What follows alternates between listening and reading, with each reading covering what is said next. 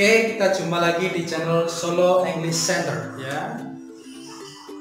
Pada video kali ini kita akan bahas materi selanjutnya, yaitu mengenai skill 2 pada grammar TOEFL yang judulnya adalah Be careful of object of preposition. Setelah kemarin kita membahas materi sebelumnya, yaitu bahwa sebuah kalimat itu harus ada subjek dan juga verb. Nah, pada video kali ini kita akan bahas ini. Kenapa kok kita bahas ini? Karena dalam TOEFL itu biasanya suatu kalimat itu tidak tersusun secara benar. Ada kalanya dia salah pada subjeknya, ada kalanya dia salah pada verbnya, atau salah pada hal yang lainnya. Nah, di sini akan kita tampilkan ternyata dia juga ada kemungkinan salah atau decode itu pada object of preposition. Sebelum kita bahas object of preposition, kita harus tahu apa itu preposition ya. Kalau teman-teman sudah nonton video saya sebelumnya pada part of speech pasti sudah tahu ya. Tapi di sini kita akan singgung sedikit apa itu preposition. Preposition kalau dalam bahasa Indonesia itu sering juga disebut sebagai kata depan ya. Jadi biasanya dia di depan suatu kata benda. Nah, dalam bahasa Inggris sama, preposition itu biasanya wujudnya adalah ada in, at, on, after, before, for, by, and also behind. And there are still many others preposition. Ya, itu adalah preposition, itu bukan kita pertama ya.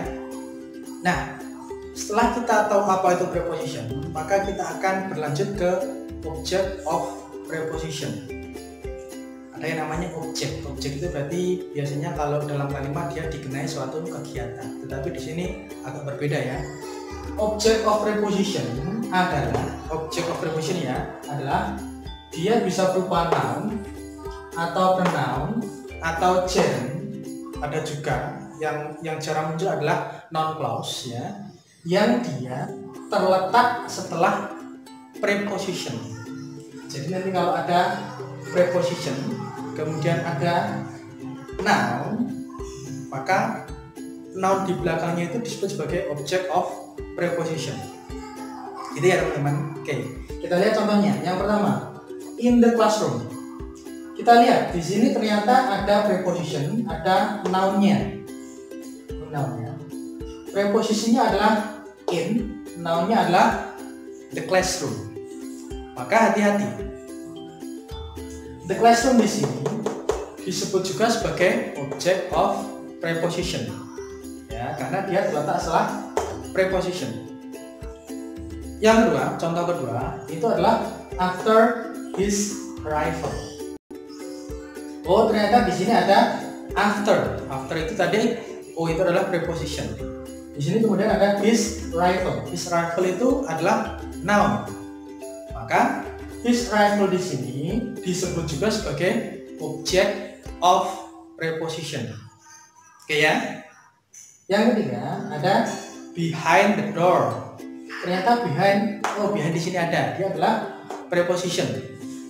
Maka the door-nya di sini, the door-nya itu disebut juga sebagai object of preposition. Oke, jadi sekarang kita tahu ya mana saja yang merupakan object of preposition, sehingga nanti kita bisa menggunakannya dengan bijak. Nah, rule selanjutnya adalah bahwa dalam suatu kalimat, meskipun dia letaknya di awal kalimat, object of preposition tadi ya, noun tadi yang gandeng dengan preposition, meskipun ini nanti di awal kalimat, object of preposition ininya, nounnya itu bukan merupakan subjek. Ini berarti bukan subjek nanti kalau di awal kalimat. Oke ya, cocok ya teman-teman. Sip, disimpan dulu. Object of preposition tadi, noun yang mengikuti preposition, meskipun nanti letaknya di awal kalimat, bukan merupakan subjek. Oke? Sekarang kita kasih dua contoh yang berbeda. Hampir sama kalimatnya, hanya ada miss satu kata. Nanti kita perhatikan ya. Contoh 1. After his exam, will take a trip by boat. Yang kedua, after his exam, Tom will take a trip by boat. Sekarang dilihat sejenak dari kedua kalimat ini, manakah yang salah, manakah yang benar. Yang bedakan hanya Tom saja. Ini tidak ada Tom, ini ada Tom. Ya betul ya. Sebelum kita cari yang benar yang mana, kita analisis dulu. Di sini ada kata-kata after sama by. Maka his exam di sini namanya object of preposition. Both di sini object of preposition. Sama. Ini adalah sama ya. Object of preposition. Nah, yang kita perhatikan rule tadi ya, object of preposition itu tidak sama dengan subject. Object of preposition tidak sama dengan subject. Artinya his exam di sini dia bukan subjek. His exam di sini dia bukan subjek. Oke ya. Sekarang kita lihat kelengkapan kalimatnya.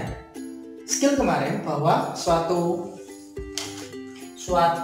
kalimat, hapus, sentence itu harus ada subjek plus verb. Nah kita lihat di sini. Subjeknya, ini tadi bukan subjek. Verbnya mana? Will take, ini verb. Will take a trip by, ini objek. Nah ternyata kalimat ini dia tidak ada subjek. Kenapa? Karena object of preposition di situ dia bukan sama dengan subjek. Got it? Oke, jadi this sentence is incorrect. Kenapa? Karena tidak ada subjeknya. Kita berpindah ke kalimat yang kedua.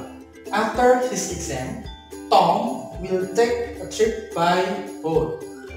After his exam di sini bukan subjek, ada verbnya. Nah, verb yang Tom, ternyata ada Tom di sini, dia adalah subjek.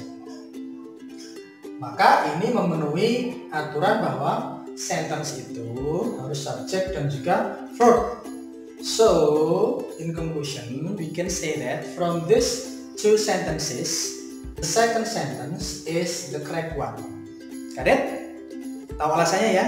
Tadi alasannya adalah bahwa di sini meskipun dia noun, tetapi dia letaknya setelah preposisi, maka dia bukan subjek dan tidak ada subjek lain. Maka kalimat ini salah. Dia sudah ada Tom, maka Tom sebagai subjek. Oke? Oke teman-teman, berikut adalah contoh atau latihan yang perlu kita bahas mengenai object of preposition tadi ya. Nah, di sini ada contoh yang pertama multiple choices ya. With his friend bla bla bla found the movie theater. Pilihannya ada 4 ya. Ada has, ada he, ada later, ada when. Oke, sekarang teman-teman coba jawab dulu ya. Yang mana? Ya, betul. Kita bahas. Ingat, kita lihat kalimat ini yang bilang apanya ya. Pertama, di sini ada with. With ini berarti ada preposition. Ada his friend, yang adalah noun. Noun yang terletak setelah preposition disebut sebagai object of preposition dan dia bukan subjek. Selanjutnya ada found. Found adalah verb. Ternyata yang bolong, yang hilang adalah subjeknya. Maka kita cari subjeknya ya. Dari 4 pilihan ini yang bisa menempati posisi subjek, subjek itu adalah noun. Yang bisa menempati posisi subjek adalah noun. Mari kita cari. Has bukan noun. When bukan noun. Hanya ada 2 ya. Ada he sama later. He sama later ya. He sama later. Maka kita lihat di sini ada his friend. Kata ganti yang merujuk pada his adalah he. Later its. Maka yang paling tepat adalah he. Sip, betul jawabannya. Ya. Sekarang kita berpindah ke yang menentukan kalimat ini benar atau salah. We have 2 sentences. The first is The interviews by radio broadcasters were carried live by the station. First, the second one, in the last possible moment before take-off, took his seat in the airplane. Oke, sekarang teman-teman coba dibaca dulu, ditentukan apakah kalimat tersebut benar atau salah. Nah, betul ya. Kita lihat. Kembali lagi saya ingatkan bahwa syarat suatu kalimat itu adalah subject plus verb. Nah, kita lihat pada kalimat ini. Ternyata di kalimat ini ya ada by radio, ada by. Ini adalah preposition ya. Ini adalah object of preposition. Ini verb. Nah, ternyata dia bukan subjek. Oh, bukan subjek. Ya, ternyata sebelumnya sudah ada noun. The interviews. Ini adalah noun. Ini adalah verb. Verb yang mengacu pada S-nya itu.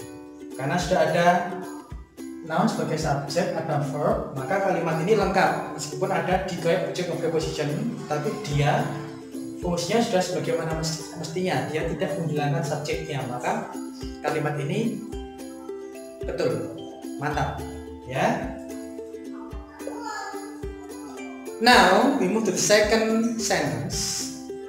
In the last possible moment before take-off, took his seat in the airplane. Kita analisa dulu. Di sini ada in. In tadi apa? Preposition. The last possible moment, panjang ini ya. Ternyata dia adalah noun phrase. Noun juga. Ini adalah preposition. Maka di sini sebagai object of preposition. Dia subjek tidak? Tidak. Dia bukan subjek. Oke ya, dia bukan subjek. Yang kedua, ternyata masih ada lagi. Tuh, kalimatnya panjang. Ada before take off. Before itu adalah apa tadi? Preposition. Ini adalah noun. Ternyata juga bukan subjek. Langsung ujuk-ujuk di sini. Tiba-tiba, suddenly, ngerti-ngerti ada took verb. Nah, ternyata di sini bukan subjek, bukan subjek. Ujuk-ujuk di sini ada verb. Padahal sebelum verb harus ada subjek. Oke ya. Maka kalimat ini salah. Nah, bagaimana cara membuatnya benar? Kita lihat setelahnya. His seat. Maka di sini yang lebih pas adalah dia yang cocok dengan apa? Pronoun di sini. Nounnya adalah he. Kalau he took his seat, maka kalimatnya menjadi benar. Oke, gitu ya teman-teman. Kalau nanti misalkan masih ada pertanyaan, bisa dituliskan di kolom komentar. Oke? Terima kasih sudah melihat video kami di Solo English Center. Tetap belajar, tetap semangat.